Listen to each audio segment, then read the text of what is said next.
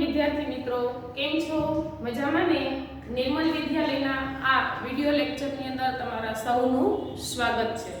આજે ધોરણ 9 સામાજિક વિજ્ઞાન પ્રકરણ 16 આબોહવાનો આપણે અભ્યાસ કરીશું.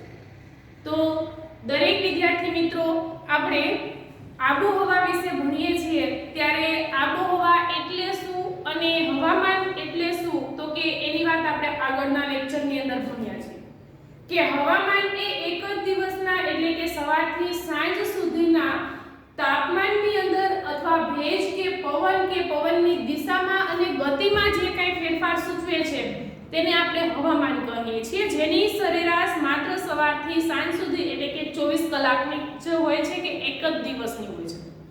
જ્યારે આબોહવા એટલે છેલ્લા 35 વર્ષથી જે કાંઈ હવામાનની પરિસ્થિતિમાં ફેરફાર કે હવામાનની પરિસ્થિતિની અંદર જે કાંઈ હવામાનની પરિસ્થિતિ અનુભવાય છે તેને આપણે આબોહવા તરીકે ઓળખીએ છીએ. આબોહવા 1-2 વર્ષની હવામાનની પરિસ્થિતિની સરેરાશ નથી, પરંતુ આબોહવા એ છેલ્લા 35 વર્ષથી અનુભવાતી હવામાનની પરિસ્થિતિની સરેરાશ છે. તે આબોહવાના આધારે જ જે તે દેશનું ઋતુચક્ર છે તે નક્કી થતું હોય છે, જે તે દેશની આબોહવા છે તે નિશ્ચિત થતી હોય છે. મધ્ય દક્ષિણ એશિયાના મોટાભાગના દેશોની આબોહવા મોસમી છે. આપણે છેલ્લા લેક્ચરની અંદર ભણ્યા, જેમાં ભારત, શ્રીલંકા, પાકિસ્તાન, અફઘાનિસ્તાન, મ્યાનમાર આ બધા દેશોનો સમાવેશ થાય કે જેની આબોહવા કેવી છે, તો કે મોસમી. મોસમી આબોહવા એટલે શું, તો કે એ પણ મેં તમને કહેલું કે મોસમી આબોહવા એટલે તો કે ઋતુ અનુસાર પવનની દિશા બદલાતા આબોહવા કે પરિસ્થિતિ કે હવામાનની પરિસ્થિતિમાં ફેરફાર થાય છે. એટલે ઋતુ અનુસાર ગરમી, શિયાળાની અંદર ઠંડી, ચોમાસામાં વરસાદ, આમ વાતાવરણની અંદર રહેલો ભેજ, વાતાવરણની અંદર રહેલું તાપમાન અને તાપમાનની વધઘટ એ જેમ ઋતુ બદલાય તેમ તેમાં પરિવર્તન આવે છે. તો આવી ઋતુ બદલાતા પવનની દિશા બદલાય છે અને પવનની દિશા બદલાતા આબોહવા કે પરિસ્થિતિમાં ચોક્કસ પરિવર્તન અનુભવાય છે. તો એ પ્રકારની આબોહવાને આપણે મોસમી આબોહવા કહીએ છીએ. મોસમી આબોહવા ધરાવતા ભારતના આજુબાજુના પડોશી દેશોની અંદર સામાન્ય રીતે ઋતુ પ્રમાણે એક પ્રકારની સામ્યતા જોવા મળે છે. આમ છતાં ભારતની ભૂપૃષ્ઠીય વિવિધતાને કારણે એક જ ઋતુ દરમિયાન જુદા જુદા ભાગની અંદર ખંડીય અને સમ આબોહવાની પરિસ્થિતિ પણ અનુભવાય છે.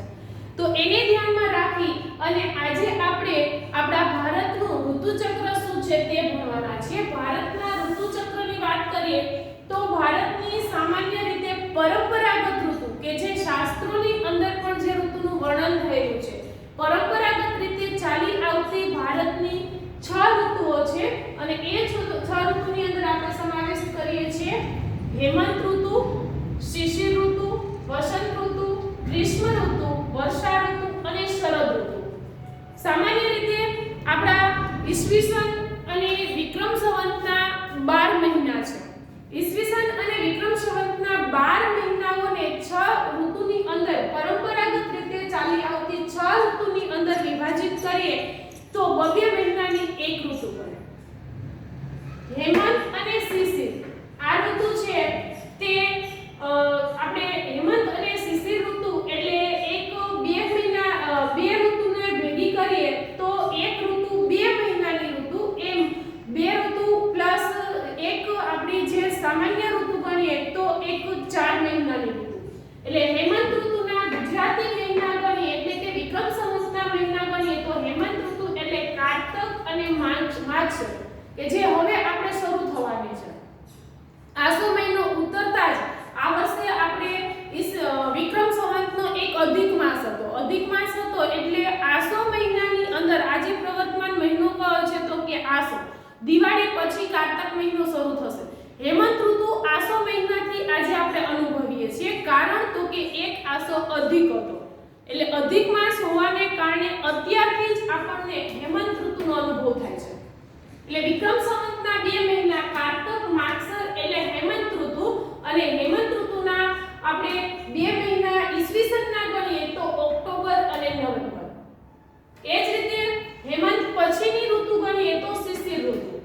શિશિર ઋતુમાં વિક્રમ સંવતના 2 મહિના જોઈએ તો પોષ અને મહા અને ઈસવીસનના 2 મહિના એટલે ડિસેમ્બર અને જાન્યુઆરી. તો નવેમ્બર પછી આવતો મહિનો એટલે પ્રવર્તમાન મહિનો આપણે ગણીએ તો આજે નવેમ્બર એટલે આપણે હેમંત ઋતુનો અનુભવ કરીએ છીએ. નવેમ્બર બાદ જ્યારે ડિસેમ્બર મહિનો આવશે એટલે જે ઋતુ અનુભવાશે તે શિશિર ઋતુ છે. હેમંત ઋતુ દરમિયાન રાતનું વાતાવરણ ઠંડુ હોય છે, વહેલી સવારનું વાતાવરણ ઠંડુ હોય છે, પરંતુ દિવસના મધ્ય ભાગની અંદર તાપમાન સેજ ઊંચું ચડી જતું હોય છે. એટલે દિવસના મધ્યાહન સમયે ગરમી અનુભવાતી હોય છે. પરંતુ હેમંત ઋતુ પૂર્ણ થયે જ ચોખ્ખો શિયાળો અનુભવાય છે, એટલે કે ઠંડીનું પ્રમાણ વધે છે. તે મહિનાઓ એટલે ડિસેમ્બર અને જાન્યુઆરી, પોષ અને મહા એ ઋતુ દરમિયાન શિશિર ઋતુનો અનુભવ થાય છે. ત્યાર પછીની પરંપરાગત ઋતુમાં ત્રીજી ઋતુ લઈએ તો વસંત ઋતુ. ઠંડી ઓછી થવા લાગે છે પણ હજુ અતિશય ગરમી પડતી હોતી નથી. એ ગાળો એટલે વસંત ઋતુ જે સમય દરમિયાન વસંત પંચમી આવે છે, આશરે ફેબ્રુઆરી મહિના દરમિયાન અને ફાગણ મહિનો અને ચૈત્ર મહિનો વિક્રમ સંવતના અને આપણા ઈસવીસનના મહિના લઈએ તો ફેબ્રુઆરી અને માર્ચ એ 2 મહિના દરમિયાન અનુભવાતી ઋતુ એટલે વસંત ઋતુ. માર્ચ મહિનાના એન્ડમાં ગરમીનું પ્રમાણ વધવા લાગે છે એટલે ગ્રીષ્મ ઋતુ આવી જાય છે. ગ્રીષ્મ ઋતુના વિક્રમ સંવતના મહિના લઈએ તો વૈશાખ અને જેઠ. વૈશાખ અને જેઠ અને ઈસવીસન પ્રમાણે જોઈએ તો એપ્રિલ અને મે. આ ગ્રીષ્મ ઋતુ છે જે દરમિયાન ખૂબ જ ગરમી અનુભવાય છે, ઉનાળો પૂરેપૂરો અનુભવાય છે. પણ મે મહિનાના એન્ડ ભાગની અંદર આકાશમાં વાદળા છવાવા લાગે છે. એટલે હજુ વર્ષા ઋતુ આવી નથી પણ વાદળો બંધાઈ જાય છે. એ ઋતુ એટલે વર્ષા ઋતુ. વર્ષા ઋતુના 2 મહિના ગણીએ તો વિક્રમ સંવતના અષાઢ અને શ્રાવણ અને ઈસવીસન પ્રમાણે જૂન અને જુલાઈ.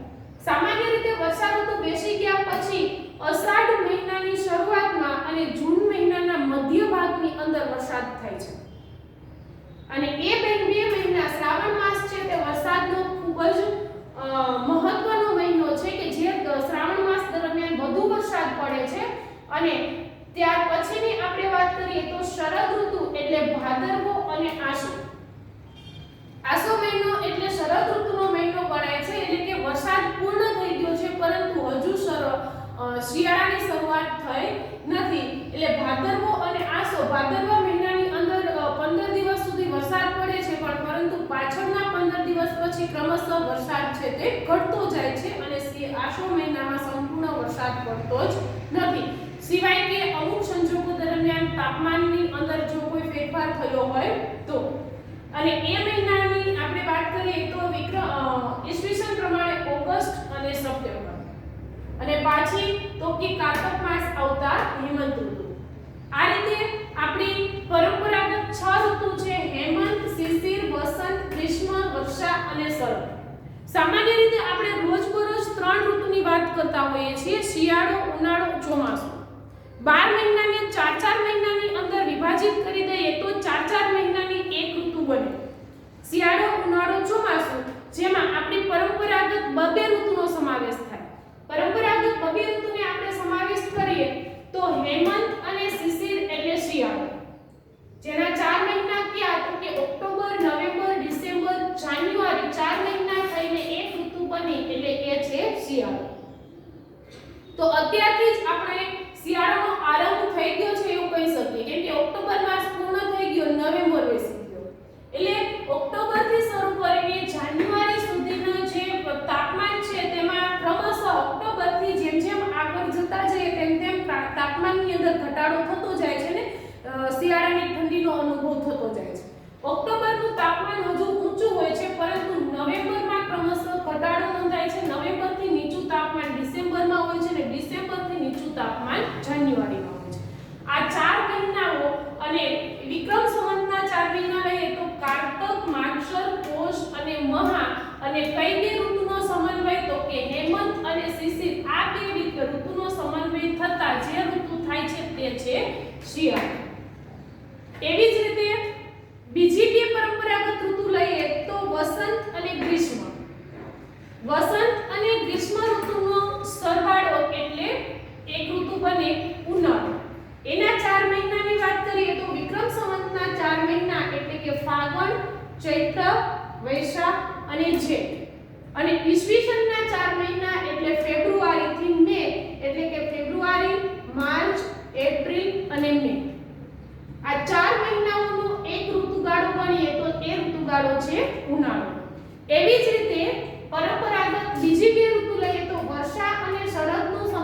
કરતા જે ઋતુ નિર્માણ પામે છે તે છે ચોમાસું.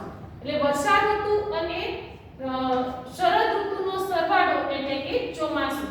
તો ચોમાસાની ઋતુ દરમિયાન ઈસવીસનના 4 મહિના કયા? તો કે જૂન થી સપ્ટેમ્બર એટલે જૂન, જુલાઈ, ઓગસ્ટ અને સપ્ટેમ્બર. અને વિક્રમ સંવતના 4 મહિના તો કે અષાઢ, શ્રાવણ, ભાદરવો અને આસો. જેઠ પૂર્ણ થઈએ જ વાદળછાયું વાતાવરણ તૈયાર થઈ જાય છે અને જેઠ મહિનાના એન્ડમાં અષાઢ બેસતા જ ભારતની અંદર ચોમાસાનો આરંભ થઈ જાય છે. તો અષાઢ થી આસો મહિનો છે તે ચોમાસાની ઋતુનો ગાળો ગણાય છે. આ રીતે બબ્બે ઋતુના ગાળાએ શિયાળો, ઉનાળો અને ચોમાસું સામાન્ય આ 3 ઋતુ.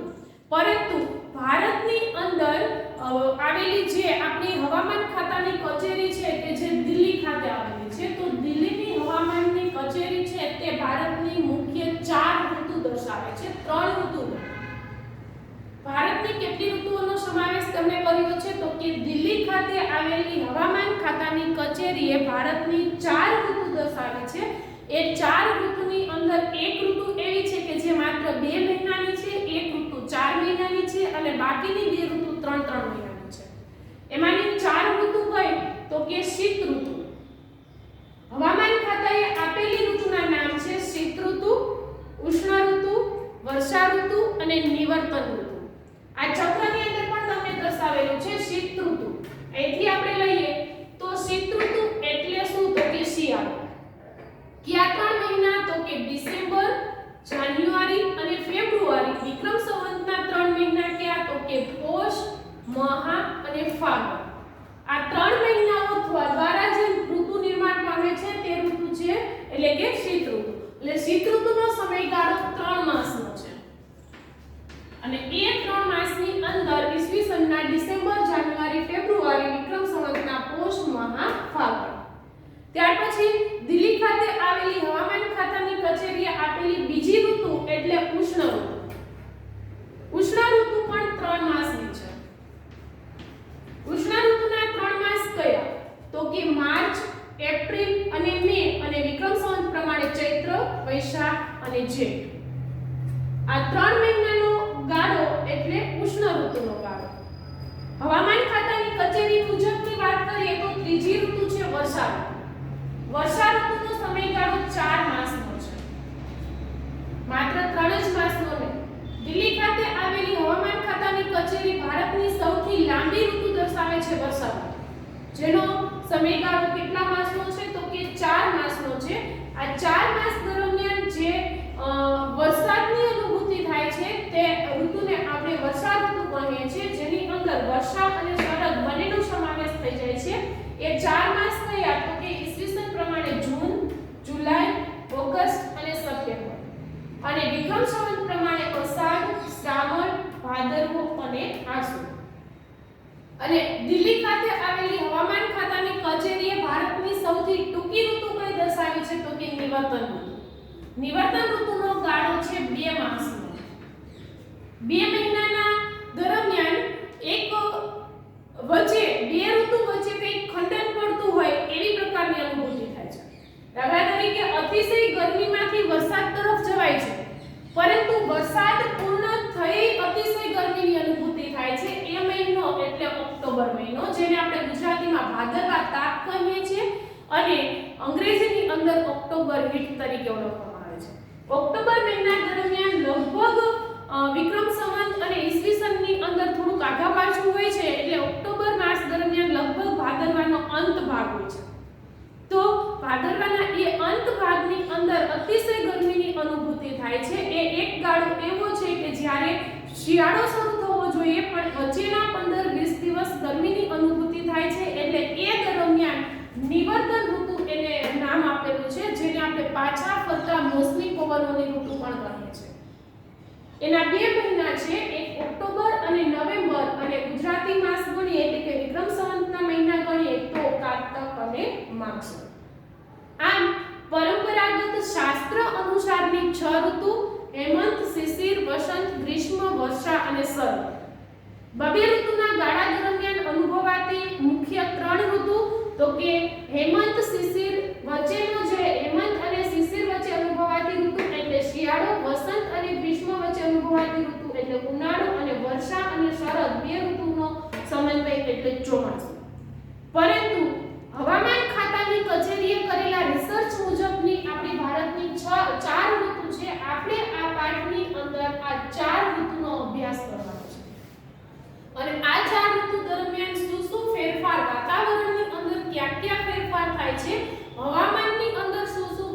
થાય છે અને વાતાવરણની અંદર રહેલા ભેજના પ્રમાણમાં શું પરિવર્તન આવે છે એ આ 4 ઋતુનો આપણે અભ્યાસ કરીશું. શીત ઋતુ એટલે શિયાળો જે ડિસેમ્બર થી ફેબ્રુઆરી, ઉષ્ણ ઋતુ એટલે ઉનાળો જે માર્ચ થી મે, વર્ષા ઋતુ એટલે ચોમાસું જે જૂન થી સપ્ટેમ્બર અને નિવર્તન ઋતુ એટલે પાછા ફરતા મોસમી પવનોની ઋતુ જે ઓક્ટોબર નવેમ્બર. અને આ રીતે આ 4 ઋતુમાંથી આપણે સૌથી પહેલી વાત કરીએ શીત ઋતુ. સામાન્ય રીતે શીત ઋતુ એટલે શિયાળો. શિયાળાના 3 માસ એટલે ડિસેમ્બર થી ફેબ્રુઆરી. અને ડિસેમ્બર થી ફેબ્રુઆરીની સાથે આપણે ગુજરાતી માસની વાત કરીએ તો પોષ, મહા અને ફાગણ. ફાગણ પછી ક્રમશઃ હોળી પછી ક્રમશઃ ગરમી પડવા લાગે છે, ઠંડીનું પ્રમાણ ઘટવા લાગે છે. એટલે અહીં ફાગણ મહિના સુધી શિયાળાની વાત કરી છે. સામાન્ય રીતે ભારતનો શિયાળો ખુશનુમા હોય છે. ભારતમાં શિયાળાનો આરંભ થતાં જ વાતાવરણ જે આ અવકાશ છે તે વાદળ વિનાનું સ્વચ્છ બની જાય છે અને હવામાનની અંદર ઠંડીનો અહેસાસ થવા લાગે છે. અને એ ઠંડી છે તે ઉત્તર તરફથી આવતા પાછા ફરતા મોસમી પવનોના પરિણામ સ્વરૂપે ભારતમાં ઠંડી છે તે અનુભવાય છે. તો ભારતની અંદર શિયાળાનો આરંભ જે સપ્ટેમ્બર પછી થાય છે, એટલે સપ્ટેમ્બર પછી એટલે શિયાળો ડિસેમ્બર થી શરૂ થાય છે સામાન્ય રીતે. પણ સપ્ટેમ્બર બાદની આપણે વાત કરીએ તો સપ્ટેમ્બર પછી પૃથ્વી પોતાની ધરી ઉપર ફરતા ફરતા સૂર્યની ફરતી બાજુ પ્રદક્ષિણા કરે છે. તો ભારત ઉત્તર ગોળાર્ધમાં છે. 22 સપ્ટેમ્બર થી 21 માર્ચ આ 3 મહિના સુધી કે એ મહિનાઓ દરમિયાન પૃથ્વી ઉપર ઉત્તર ગોળાર્ધમાં સૂર્યના ત્રાંસા કિરણો પડે છે અને દક્ષિણ ગોળાર્ધમાં સૂર્યના સીધા કિરણો પડે છે. ક્યારે? તો કે 22 સપ્ટેમ્બર પછી. 22 સપ્ટેમ્બર પછી પૃથ્વીનો જે ગોળો છે તે વચ્ચેથી વિષુવવૃત્તથી 2 ભાગમાં વહેંચાઈ ગયો છે. વિષુવવૃત્તથી દક્ષિણનો ભાગ છે તે દક્ષિણ ગોળાર્ધ છે, વિષુવવૃત્તથી ઉત્તરનો ભાગ છે તે ઉત્તર ગોળાર્ધ છે. ભારત પૃથ્વીના ઉત્તર ગોળાર્ધમાં આવેલો દેશ છે. એશિયાના તમામ દેશો, કારણ કે એશિયા ખંડ જ આખો ઉત્તર પૂર્વ ગોળાર્ધમાં છે. તમને નેહા દીદીએ સમજાવ્યું હશે 13મા પાઠની અંદર. એટલે ભારતનું ભૂસ્તર કે ભૂરચનાની આપણે વાત કરીએ તો ભારતનું સ્થાન ક્યાં છે? તો કે પૃથ્વીના ગોળામાં ઉત્તર ગોળાર્ધની અંદર. ઉત્તર ગોળાર્ધની અંદર 22 સપ્ટેમ્બર થી 21 માર્ચ દરમિયાન સૂર્યના ત્રાંસા કિરણો પડે છે અને દક્ષિણ ગોળાર્ધમાં એ જ સમયે સૂર્યના સીધા કિરણો પડે છે.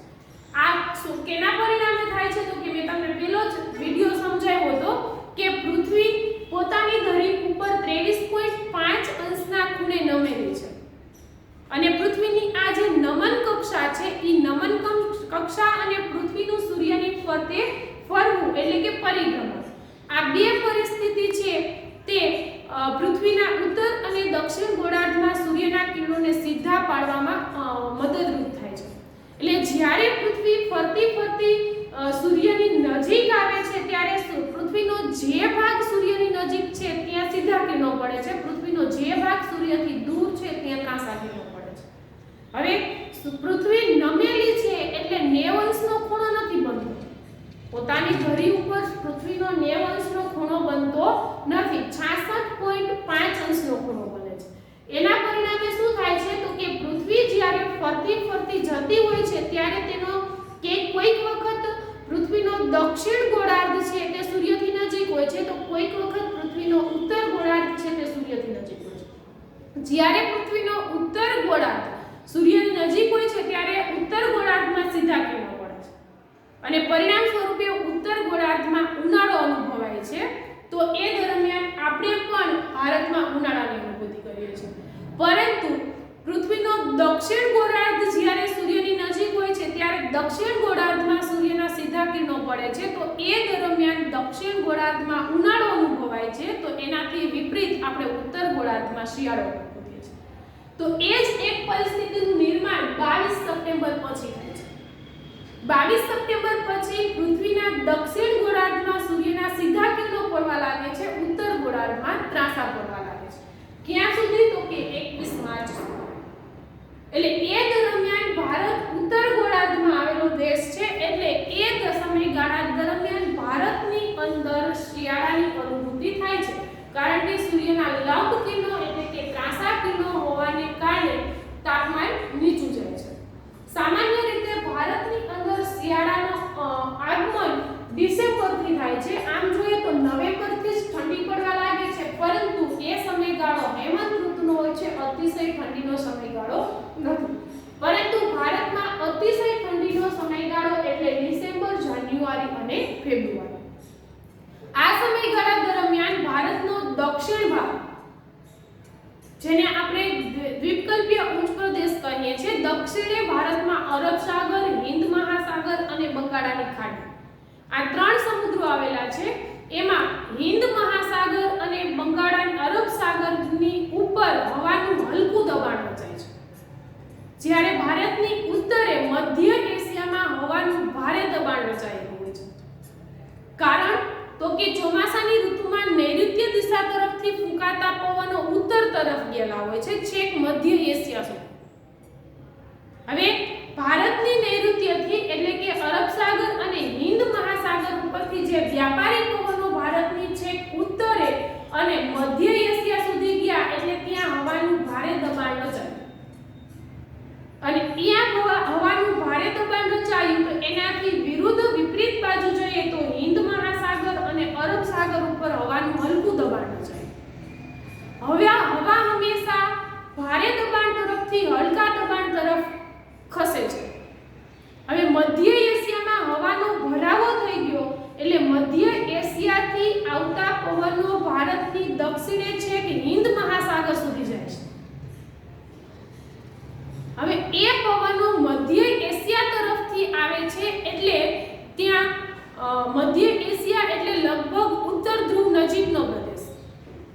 હવે એ દિશા તરફથી આવતા પવનો જે સમુદ્ર ઉપરથી નથી આવતા, જમીન ઉપરથી આવે છે અને ઠંડા વિસ્તાર તરફથી એટલે કે હિમાલય જેવા હિમ આચ્છાદિત પર્વતો ઉપરથી આવતા પવનો છે.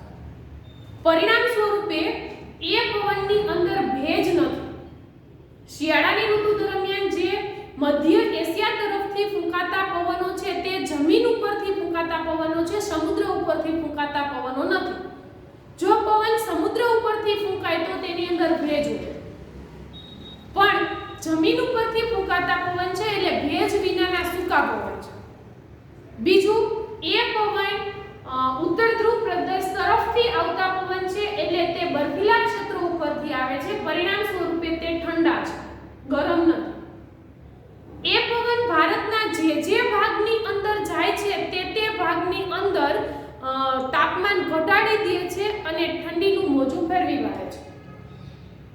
હિમાલય તરફથી આવતા પવનો શિયાળાનો સૌથી પહેલો આરંભ કાશ્મીરથી થાય છે, અને જેમ જેમ તે પવનો દક્ષિણ તરફ આવતા જાય છે તેમ તેમ તાપમાનમાં ઘટાડો થતો જાય છે અને શિયાળાનું આગમન થતું જાય છે. આમ છતાં હિમાલયના ખૂબ જ ઊંચા પર્વતો છે તે ઠંડા પવનને રોકી લે છે, એટલે ભારતની અંદર શિયાળાની ઋતુ દરમિયાન ખૂબ જ અતિશય ઠંડી અનુભવાતી નથી. કાતિલ ઠંડીથી ભારતને બચાવે છે હિમાલય.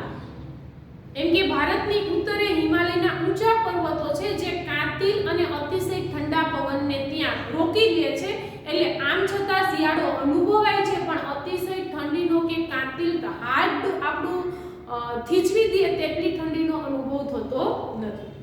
ભારતની અંદર શિયાળાની ઠંડીનો અનુભવ દક્ષિણ ભાગમાં અને ઉત્તર ભાગમાં અલગ અલગ થાય છે. સૌથી પહેલી આપણે ભારતના ઉત્તર ભાગની કરીએ તો ઉત્તર ભારતની અંદર શિયાળાની ઋતુ દરમિયાન ઠંડીનું પ્રમાણ થોડુંક વધારે હોય છે. જેમ જેમ ઉત્તરથી દક્ષિણ તરફ જતા જઈએ છે તેમ તેમ ઠંડીનું પ્રમાણ ઘટતું જાય છે. કર્કવૃતથી દક્ષિણે છેક તમિલનાડુ, કર્ણાટક કે કેરળની અંદર શિયાળાની ઋતુ દરમિયાન ઘણી ઓછી ઠંડી અનુભવાય છે, અતિશય ઠંડી અનુભવાતી નથી. જ્યારે ઉત્તર ભારતની વાત કરીએ તો જમ્મુ કાશ્મીર, હિમાચલ પ્રદેશ, ઉત્તરાખંડ, ઉત્તર પ્રદેશ, પંજાબ, રાજસ્થાન અને ગુજરાત આટલા રાજ્યો એવા છે કે જ્યાં અમુક સમયે શિયાળાની ઋતુ દરમિયાન કાતિલ ઠંડીનો પણ અનુભવ થાય છે. એટલે ભારતના ઉત્તર ભાગમાં અને દક્ષિણ ભાગની અંદર શિયાળાની ઋતુ દરમિયાન ઠંડીનું પ્રમાણ ઓછા વધતા પ્રમાણે અલગ હોય છે. ઉત્તર ભારતની વાત કરીએ તો ઉત્તર ભારતની અંદર દિલ્હીમાં શિયાળાની ઋતુ દરમિયાન ઘણી વખત 10 અંશ સેલ્સિયસ જેટલું નીચું તાપમાન હોય છે. જ્યારે એનાથી પૂર્વ દિશા તરફ જઈએ તેમ તાપમાન પાછું વધતું જાય છે. દિલ્હીથી પૂર્વ દિશા તરફ જઈએ તો અલ્હાબાદની અંદર તાપમાન 16 અંશ ડિગ્રી સેલ્સિયસ જેટલું હોય છે. એનાથી આગળ કોલકાતા જઈએ તો સંપૂર્ણ પૂર્વ ભારતની અંદર ઉત્તર પૂર્વ ભારતની અંદર કોલકાતાનું તાપમાન 18 અંશ ડિગ્રી સેલ્સિયસ જેટલું હોય છે. આ વસ્તુ એ સાબિત કરે છે કે શિયાળાની ઋતુ દરમિયાન ભારતનો ઉત્તર પશ્ચિમ ભાગ પ્રમાણમાં ઠંડો હોય છે અને દક્ષિણ પૂર્વ ભાગ પ્રમાણમાં ઓછો ઠંડો હોય છે. દક્ષિણ પૂર્વ ભાગ પ્રમાણમાં ઓછો ઠંડો હોય છે, ઉત્તર પશ્ચિમ ભાગ પ્રમાણમાં વધુ ઠંડો હોય છે. પશ્ચિમ ભાગ શા માટે ઠંડો છે તો કે પશ્ચિમ ભાગની અંદર અમુક વિસ્તારોમાં રણ પ્રદેશ છે, રણની રેતીના કારણે ત્યાંની ઠંડી પણ વધુ હોય છે, ફોર એક્ઝામ્પલ રાજસ્થાન. તો આ રીતે ભારતના ઉત્તર ભાગની અંદર ક્રમશઃ આપણે જોઈએ તો દિલ્હી 10 અંશ ડિગ્રી સેલ્સિયસ જેટલું નીચું તાપમાન ધરાવે છે, તો અલ્હાબાદ 16 અંશ ડિગ્રી સેલ્સિયસ અને કોલકાતા 18 અંશ ડિગ્રી સેલ્સિયસ. તો એ વસ્તુ એ સાબિત કરે છે કે કર્કવૃતથી ઉત્તરે શિયાળાની ઋતુ દરમિયાન કાતિલ ઠંડીનો અનુભવ થાય છે. પરંતુ ઉત્તરાખંડ અને હિમાચલ પ્રદેશની વાત કરીએ તો શિમલા, મનાલી, દાર્જિલિંગ આ બધા રાજ્યો એવા છે કે શહેરો એવા છે કે જ્યાં સામાન્ય રીતે 5 અંશ ડિગ્રી સેલ્સિયસ જેટલું તાપમાન નીચું જાય છે. શિયાળાની ઋતુ દરમિયાન ઉત્તરાખંડની અંદર કે હિમાચલ પ્રદેશની અંદર સામાન્ય રીતે તાપમાન કેટલું નીચું હોય છે તો કે 5 અંશ ડિગ્રી સેલ્સિયસ. પણ એનાથી ઉત્તરે આપણે જઈએ તો જમ્મુ કાશ્મીરનો લેહ અને દ્રાસ -45 અંશ ડિગ્રી સેલ્સિયસ એટલે ગલન બિંદુએ તાપમાન જાય છે. ગલન બિંદુએ તાપમાન જાય એટલે ત્યાં પરસેવાનું ટીપું પણ બરફ થઈ જાય. તો આટલી કાતિલ ઠંડી જમ્મુ કાશ્મીરના ઉત્તર ભાગની અંદર લેહ અને દ્રાસમાં અનુભવાય છે કે જ્યાંનું તાપમાન શિયાળાની ઋતુ દરમિયાન ઘણી વખત કેટલી હદે નીચું જાય છે તો કે -45 અંશ ડિગ્રી સેલ્સિયસ. તો એ રીતે રણ પ્રદેશમાં નલિયાની અંદર પણ ઘણી વખત તાપમાન નીચું જતું હોય છે. રાજસ્થાનની અંદર પણ 10 અંશ ડિગ્રી સેલ્સિયસ કે 15 અંશ ડિગ્રી સેલ્સિયસ જેટલું તાપમાન છે તે નીચું જતું હોય છે. પરિણામ સ્વરૂપે ઉત્તર ભારતનું તાપમાન એટલું નીચું હોવાને કારણે એ ઋતુ દરમિયાન ઘણી વખત હિમવર્ષા થાય છે. હિમવર્ષા સામાન્ય રીતે રવિ પાકને મદદરૂપ થાય છે. ઉત્તર ભારતમાં હરિયાણા અને પંજાબમાં ખૂબ જ સારા એવા રવિ પાકનું વાવેતર થાય છે અને એ હિમવર્ષા પંજાબ અને હરિયાણાને ફાયદો કરે છે. જ્યારે ઉત્તર ભારતમાં હિમવર્ષા થઈ હોય, જમ્મુ કાશ્મીર, ઉત્તરાખંડ અને હિમાચલ પ્રદેશની અંદર હિમવર્ષા થાય એટલે એ હિમવર્ષાને કારણે તેનાથી નજીકના રાજ્યોમાં કાતિલ ઠંડી અનુભવાય છે. એ નજીકના રાજ્યો કયા તો કે ઉત્તર પ્રદેશ, દિલ્હી, રાજસ્થાન અને ગુજરાત. હજુ તમે આપણા ગુજરાતની અંદર એટલે સામાન્ય રીતે ભારતમાં શિયાળાનો આરંભ થઈ ગયો છે પણ હજુ તાપમાન એટલી હદે નીચું નથી ગયું.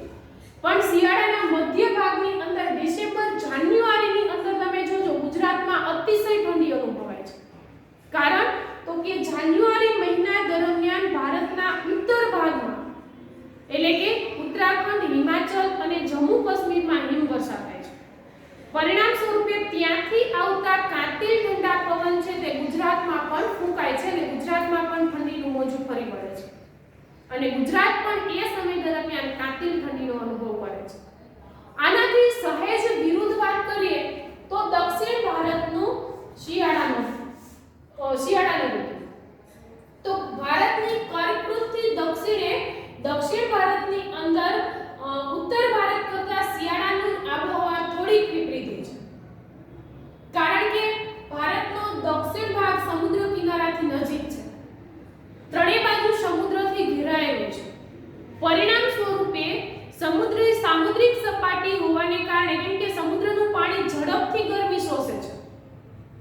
સૂર્યપ્રકાશની ગરમી સમુદ્રનું પાણી ઝડપથી શોષે છે અને ઝડપથી ગરમીને વાતાવરણની અંદર ફેંકે છે. પરિણામ સ્વરૂપે દરિયા કિનારાના નજીકના વિસ્તારોમાં ઠંડી ઓછી અનુભવાય છે. એટલે જે સમયે ઉત્તર ભારતની અંદર 10°C કે 18°C જેટલું નીચું તાપમાન હોય છે, ત્યારે દક્ષિણ ભારતમાં કોચીનમાં 26°C તાપમાન હોય છે. એટલે અતિશય નીચું તાપમાન નથી, તો ખૂબ જ ઠંડી ત્યાં નથી અનુભવાતી. એનાથી આગળ જઈએ ઉત્તર તરફ મદુરાઈની અંદર તો 25°C અને એનાથી આગળ ચેન્નઈની અંદર 24°C. એટલે જેમ જેમ દક્ષિણથી ઉત્તર તરફ જતા જઈએ તેમ તેમ તાપમાન ઘટતું જાય છે, પણ ઉત્તરથી દક્ષિણ તરફ આવતા જઈએ તેમ તેમ તાપમાનમાં વધારો થતો જાય છે. આમ છતાં ભારતનો શિયાળો ખુશનુમા છે. ભારતના દરેક ભાગમાં શિયાળાની ઠંડીનો અનુભવ ઓછા વધતા પ્રમાણમાં થાય જ છે. દક્ષિણ ભારતમાં ઠંડી નથી અનુભવાતી એવું નહીં. શિયાળાની ઋતુ દરમિયાન દક્ષિણ ભારતમાંય ઠંડી અનુભવાય છે, પરંતુ કાતિલ ઠંડી નથી અનુભવાતી. જ્યારે ઉત્તર ભારતમાં કાતિલ ઠંડીનો પણ અનુભવ થાય છે.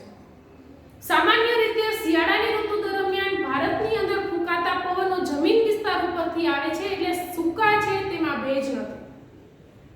એટલે શિયાળાની ઋતુ દરમિયાન વરસાદ નથી પડતો, પણ અમુક સમય શિયાળાની ઋતુનો એવો છે કે શિયાળાના આરંભે કોરોમંડલ તટ એટલે કે દક્ષિણ ભારતના તમિલનાડુ કિનારા ઉપર વરસાદ પડે છે.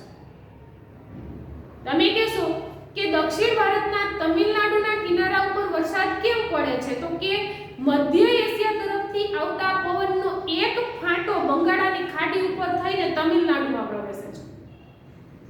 એટલે પવનનો જે ફાંટો બંગાળાની ખાડી ઉપર થઈને તમિલનાડુમાં પ્રવેશે છે, એ પવનમાં ભેજ હોય છે, જે તમિલનાડુના કિનારાના વિસ્તાર ઉપર વરસાદ પાડે છે. અને એ સંજોગો દરમિયાન પવનનો એ ફાંટો જો અરબી સમુદ્ર ઉપર થઈને ગુજરાતમાં આવે સંજોગો વરસાદ, તો ગુજરાતમાં કમોસમી વરસાદ થાય છે, જેને ગુજરાતના લોકો માવઠું કહે છે. અને આ વરસાદ છે તે રવિ પાકને નુકસાન કરે છે. ગુજરાતમાં એ સમયે જીરું, વરિયાળી, ઈસબગુલ વગેરે જેવા પાકોનું વાવેતર થયેલું છે કે જો શિયાળાની ઋતુમાં અમુક સંજોગોમાં, કાયમી ધોરણે નહીં, પરંતુ કોરોતટલ મંડ ઉપર તો કાયમી ધોરણે શિયાળાના આરંભમાં વરસાદ થાય જ છે, પણ જો અમુક સંજોગોમાં ઋતુચક્રમાં કોઈ પરિવર્તન આવે અને ગુજરાતમાં કમોસમી વરસાદ થાય કે માવઠું થાય, તો તે જીરું જેવા પાકને નુકસાન કરે છે, જ્યારે ઘઉંના પાકને ફાયદો કરે છે. એટલે આવો વરસાદ છે તે પંજાબ, હરિયાણાની અંદર વવાતા ઘઉંના પાકને ફાયદો કરે છે, ગુજરાતમાં જીરું, વરિયાળી જેવા પાકને નુકસાન પણ કરે છે. પણ એવા સંજોગો અમુક સમયે જ ઉપસ્થિત થતા હોય છે, કાયમી ધોરણે થતા નથી. સામાન્ય રીતે શિયાળો ખુશનુમા હોય છે. મંદ એવી ઠંડીનો અનુભવ કોઈ વિસ્તારોની અંદર થતો હોય છે, કોઈક વિસ્તારોની અંદર કાતિલ ઠંડીનો અનુભવ થતો હોય છે. આ ઋતુ દરમિયાન લોકોના ખોરાક અને પોશાકમાં પણ પરિવર્તન આવે છે અને કૃષિ પ્રવૃત્તિમાં પણ પરિવર્તન આવે છે. શિયાળાની ઋતુ દરમિયાન ભારતના લોકો ગરમ અને ઊનના કપડાં પહેરે છે. ખોરાકની અંદર વધુ ઘીવાળા, ગોળવાળા અને વધુ ગરમ ખોરાક આરોગ્ય છે, જેથી કરીને કાતિલ ઠંડીથી રક્ષણ મેળવી શકે છે. અને સાથે સાથે ખેતી પ્રવૃત્તિની વાત કરીએ તો ચોમાસું હજુ પૂર્ણ જ થયેલું હોય છે, એટલે જમીનમાં ભેજનું પ્રમાણ હોય છે. પરિણામ સ્વરૂપે કેટલીક ભેજ સંગ્રહી શકે તેવી જમીનની અંદર કૃષિ પાક લેવાય છે. કેવા કૃષિ પાક? તો કે શિયાળાની ઋતુ દરમિયાન લેવાતા કૃષિ પાકની અંદર ઘઉં ઉપરાંત ચણા, વટાણા, વાલ, એના જેવા કઠોળ વર્ગના પાક, તો કોઈક વિસ્તારોની અંદર તલની ખેતી થાય છે, તો કેટલાક વિસ્તારોની અંદર વરિયાળી, ઈસબગુલ કે જીરું પણ વાવેતર કરવામાં આવે છે. ભારતના ઉત્તર ભાગની અંદર શિયાળાની ઋતુ દરમિયાન સરસોની ખેતી થાય છે. આમ કોઈ પણ ઋતુ હોય, શિયાળો હોય, ઉનાળો હોય કે ચોમાસું હોય, દરેક ઋતુ છે તે કોઈને કોઈ રીતે ફાયદાકારક છે, ખેતી પ્રવૃત્તિ માટે અનુકૂળ છે અને આપણા શરીરને પણ દરેક ઋતુના દરેક આબોહવાની આવશ્યકતા હોય છે. તો અહીં આપણે શીત ઋતુની સમજૂતી મેળવી. હવે પછી આપણે વાત કરીશું ભારતની ઉષ્ણ ઋતુ. ઉષ્ણ ઋતુ એટલે ઉનાળાની ઋતુ. ઉનાળાની ઋતુ દરમિયાન ભારતની આબોહવા કે પરિસ્થિતિમાં શું પરિવર્તન આવે છે, કયા વિસ્તારમાં કેટલું તાપમાન હોય છે, લોકોનું લોકજીવન તે સમય દરમિયાન કેવું હોય છે અને સામાન્ય રીતે ઉનાળો ભારત માટે આહલાદક છે કે આક્રમણ ઊભું કરે તેવો છે, તે દરેક મુદ્દાની આપણે વાત કરીશું હવે પછીના નેક્સ્ટ વિડિયોની અંદર. ત્યાં સુધી તમારો અભ્યાસ તમે કન્ટિન્યુ રાખજો, પરીક્ષાની તૈયારી કરજો, સમયસર હોમવર્ક કરજો અને તમને બધાને ભણવામાં ખૂબ જ એવી કાળજી રહે એવી ભગવાન શક્તિ આપે તેવી અપેક્ષા સાથે આજના વિડીયોને આપણે અહીં વિરામ આપીએ. અસ્તુ. જય ભારત, જય હિન્દ. ફરી મળીએ નેક્સ્ટ વિડીયોની